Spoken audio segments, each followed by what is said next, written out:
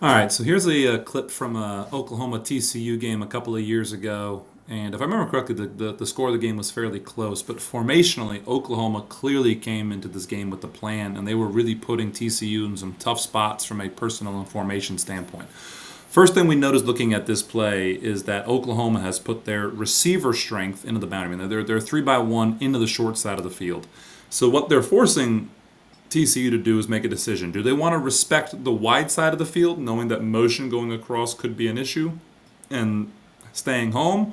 Or do they want to add their extra DB to the three receiver side just so they can make numbers work and you don't give up the quick screen? Okay? TCU consistently made the decision in this game to add the DB to the short side of the field, which is 100% reasonable. You got to have enough hats over there to play it. Now, what Oklahoma did was they came up and after setting the defensive strength, which is what we see right now, right? They got three DBs to this side, and they've got two DBs to the single receiver side. Well, notice actually TCU at this point has already changed. They were in a 4-2 box. They added a linebacker to give themselves a little bit more flexibility, and they took out a defensive lineman.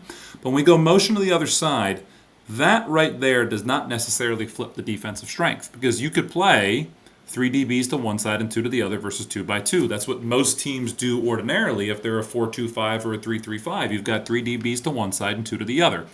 In a cover 4 or a cover 2 look, and TCU is almost, at this point in time, almost exclusively a cover 4 team.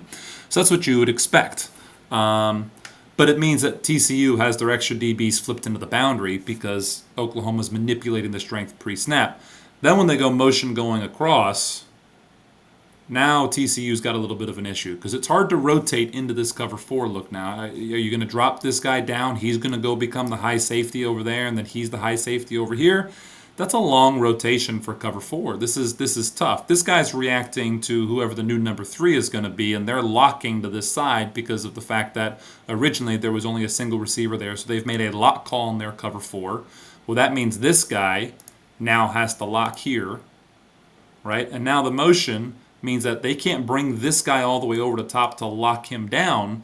They've put TCU in a tough spot here, and we'll see it play out. So as this goes on, this guy ends up running a swing. It's easy to block here. It's easy to block here, and then you just read off of this guy, and you got 5 for 5 in the run game, right? Exactly the way you would want. You can read the swing. This is very simple, right? And you can see here, it looks like they were almost predetermined they were going to throw the screen out there just based on what the defensive numbers were pre-snap. But bang, there it is, and now the ball's out in open space with a lot of grass, and it turns out this dude makes one hell of a play to stop that from being a much bigger gain.